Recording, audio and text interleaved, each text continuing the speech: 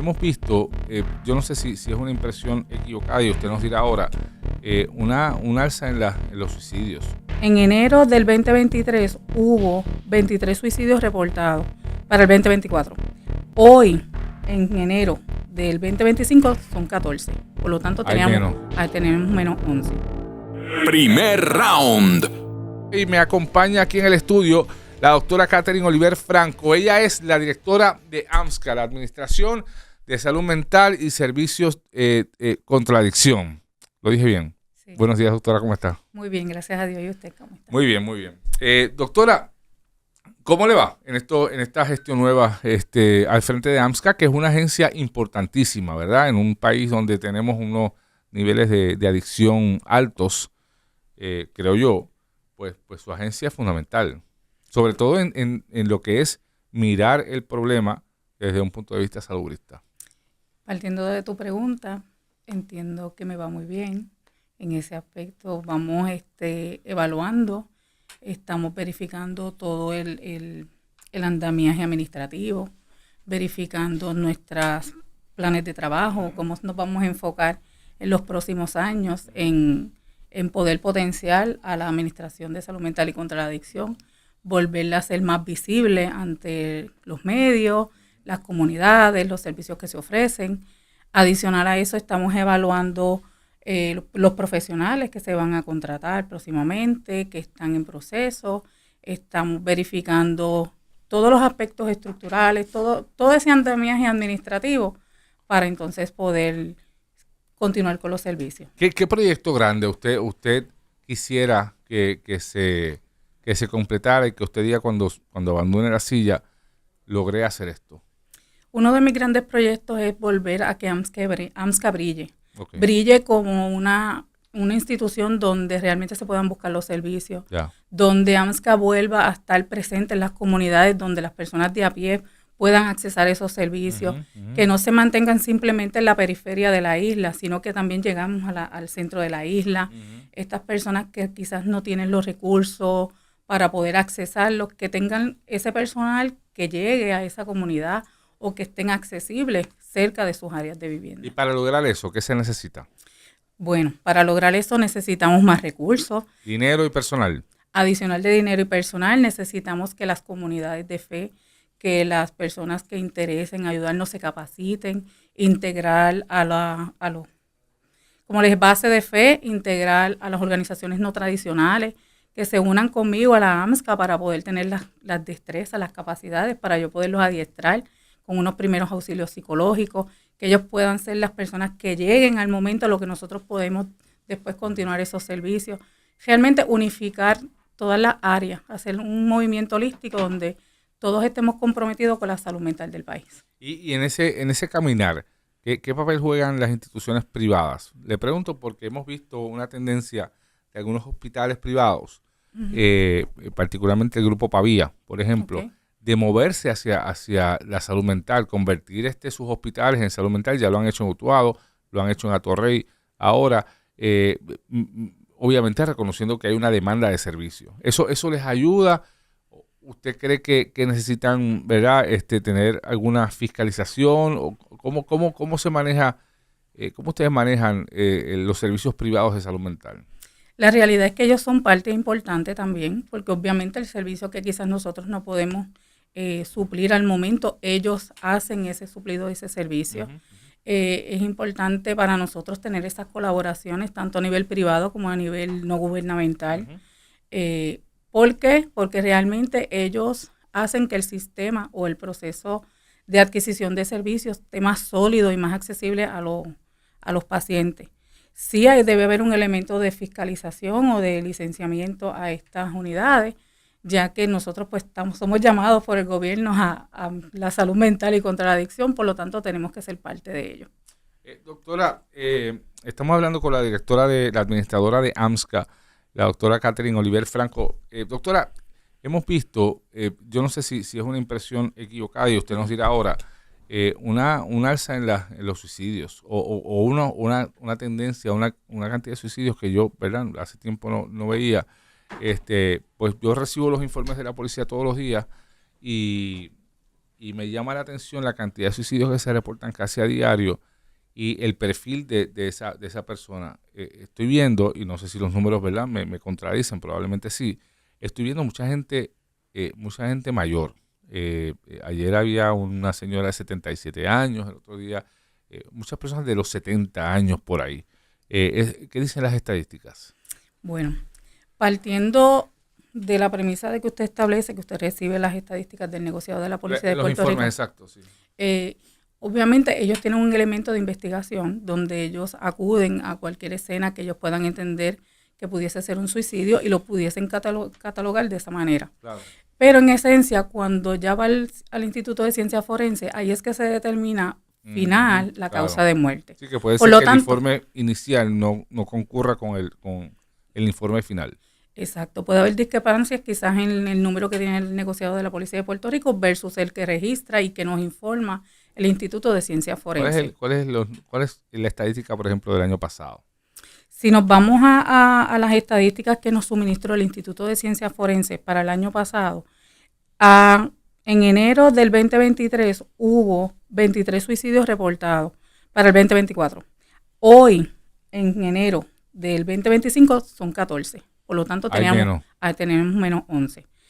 Sin embargo, febrero del 2024 fue un mes atípico, completamente atípico, porque hubo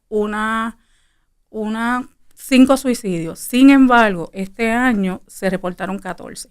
Wow. Si yo vengo a hacer una comparativa de este año, estamos iguales. ¿Qué significa? Que no hubo aumento, pero tenemos una tendencia de ese promedio de 14. Sin embargo, en el año pasado, como le dije, 5 es algo atípico. Cuando yo miro el overall de todas las estadísticas del 2013, 14, 15, 16, 17, 18, 19, es bien atípico. Nunca había pasado 5 suicidios. Se habían identificado solamente 5 suicidios el año pasado. O sea, lo típico es que sean más. Sean más. Okay. Sin embargo, por eso vemos esa disparidad. Pero podemos establecer que dentro de ese comportamiento suicida, nosotros tenemos una línea que se llama la Línea Paz, claro, que contamos con más de 100 profesionales de la conducta humana capacitados, credencializados y especializados en el área que atienden esas llamadas. En el año 2024 nosotros recibimos 444,000 llamadas overall, o sea, en el macro. Sin embargo, cuando segmentamos esas llamadas específicamente a llamadas de comportamiento suicida, tenemos 18,431 llamadas. O sea, de las 444,000, 18,000 fueron llamadas con tendencia o impresión suicida. Comportamiento suicida que lo podemos categorizar en 3 áreas, porque un comportamiento suicida pueden haber ideas, pueden haber pensamientos, pueden haber intentos. ¿Qué hace ese profesional cuando recibe esa llamada? Hace ese discernimiento para conocer si realmente esa persona que está llamando pidiendo ayuda tiene un pensamiento de muerte, claro, no ha llegado a ejecutar un plan específico, que es esa idea. Y cuando ya tenemos el intento, es que ya esa persona ha probado diferentes modalidades o que realmente ya la tiene establecida para poder. ¿Y ustedes conocen la estadística o pueden confrontar ese número de 18,000 con cuántos de esos 18,000 se suicidaron? Según la estadística, 14. Es lo que identificó el Instituto de Ciencia Forense. O sea, porque ese número de 18,000, ¿de cuándo es? Es del 2024. ¿De todo el año? En todo el año tendríamos 205 personas para el 2004. Por eso, pero no sabemos si esas personas llamaron a Línea Paz. Exacto, que no tenemos manera de relacionar. No hay forma de confrontar esos datos. No, porque aunque sí hemos visto un aumento de llamadas. No sé, para conocer, obviamente la Línea Paz funciona, ¿verdad? Y es una línea que digo funciona porque todo el que se sienta solo y deprimido, escuchar a alguien, hablar con alguien, eso ayuda. Así correcto. Pero quizás sería bueno conocer un poquito más allá su éxito, ¿no? En cuanto a lo más dramático que es el suicidio. Pero no sé si ustedes le toman los datos a las personas. Sí, todas esas datas se recopila y se recopila de manera confidencial y se mantiene en nuestra data. Quizás es un elemento que podemos explorar en un futuro, claro, a ver si podemos hacer una correlación de esas llamadas con las personas que se declaran finalmente que hayan cometido suicidio. ¿Ustedes entienden que la Línea Paz es exitosa? ¿Hay que fortalecerla? ¿Hay que hacer algún cambio? ¿Qué hay que hacer ahí?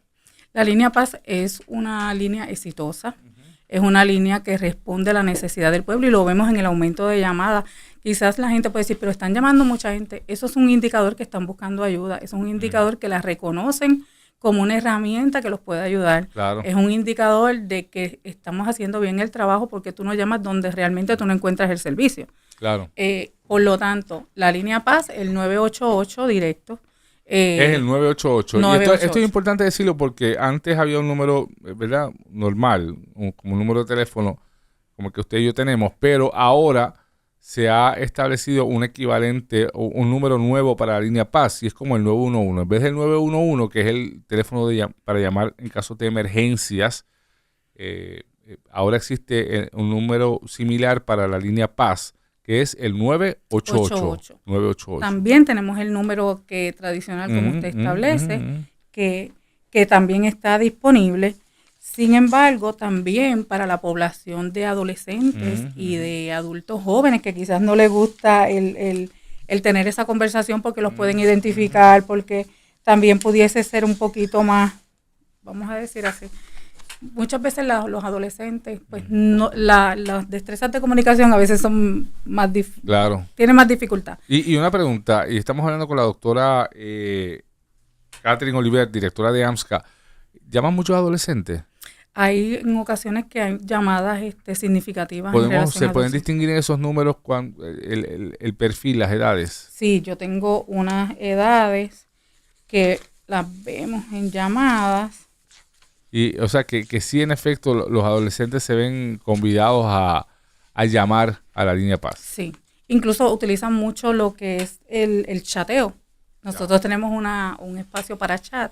Okay. Y ese chat, como le estaba diciendo, es lineapaz.pr.gov, que ese adolescente también tiene ese espacio de poder utilizar el chat para poder adquirir esos servicios y poderlos canalizar. Lineapaz.pr.gov. Y es importante que Paz es con S, no es con Z. Lineapaz.pr.gov. Hospitales psiquiátricos, hospitales de salud mental del Estado.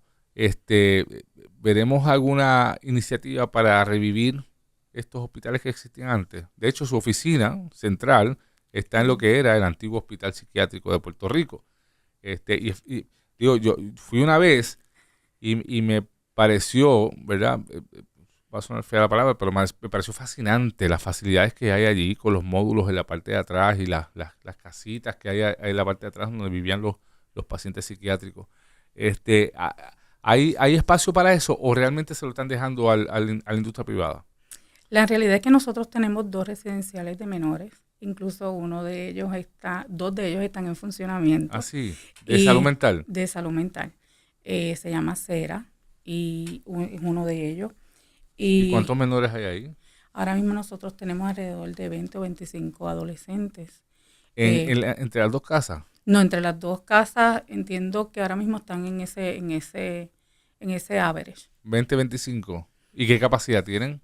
Tenemos una capacidad de creo que de 30 camas o de 28 a 30 camas. Obviamente están en las facilidades y como usted dice, eso se catalogaban lo que eran las villas y de ahí era que se ubicaban esos participantes. ¿Y son centros que están en la zona metro? Ambos están en la zona metro, okay. Incluso... no hay que decirlo, ¿verdad? Porque no, porque es confidencial. Son menores. Están ubicados en la zona metro, sin embargo, nuestros esfuerzos van enfocados a abrir junto con organizaciones privadas o otras organizaciones que hayan los servicios para esos menores en lo que son salas estabilizadoras, en el sur, acá en el área norte también, tenemos en el área central. ¿Y cómo llegan ahí? Llegan a través de referidos. Médicos de las mismas instituciones privadas, okay. Que se discuten, quizás de organizaciones no tradicionales que discuten los casos porque entienden que hay una necesidad para esos adolescentes. ¿Y cuál es el perfil promedio? O sea, estamos hablando de niños maltratados o niños que han sido botados de la escuela. O sea, ¿cuál es el perfil promedio? El perfil mayormente de esos estudiantes, tenemos transgresores de la ley, porque AMSCA también tiene un programa de TAS juvenil, que quizás no se menciona mucho, pero también trabajamos lo que es el área de intervención de sustancias, problemas de sustancias y de drogas y de transgresión a la ley. Tenemos TAS juvenil, tenemos dentro de los programas de niños y adolescentes áreas donde trabajamos trauma, trabajamos Y ese perfil mayormente es ese joven que viene mayormente, a veces viene de esa transición de hogares sustitutos. También tenemos familiares y de familias que están disfuncionales. ¿Y hasta qué edades los tienen allí? Hasta los 18 años. Hasta los 18. Interesante todo. Y yo creo que el tema de la salud mental es un tema que se tiene que discutir más y conversar más en el país. Y usted, pues, el gobierno se compone de muchas agencias, ¿verdad? Uh-huh. Y al final, pues, es un balance del resultado de cada una. Y usted no tiene por qué esconder las estadísticas de suicidios, pues ese es el dato. Uh-huh. Y la gente se suicida por muchísimas razones, pues, entre estas, pues, situaciones personales, problemas económicos, y problemas económicos quizás por el problema del país, ¿no? ¿Verdad? Porque no hay trabajo, muchos no encuentran trabajo, y ya ese es un problema que tiene que atender el Departamento de Desarrollo Económico, ¿verdad? Y el Departamento del Trabajo y otras agencias y las políticas económicas del país. Pero desde su trinchera, pues usted tiene que hacer lo que tiene que hacer con un problema serio, ¿verdad? Que enfrentamos. Así que recuerden la línea Paz, el teléfono 988. El 988. Y para chatear los jóvenes tenemos línea Paz con S al final, .amsca.pr.gov. Línea Paz con S, .amsca, y AMSCA es ASSMCA.pr.gov. Doctora, muchas gracias por llegar hasta acá y seguiremos hablando. Sí, y reitero mi compromiso con el país, en lo que es la salud mental. Gracias. Primer Round, lunes a viernes de 6 a 9 y 14 de la mañana por Magic, donde todo comienza.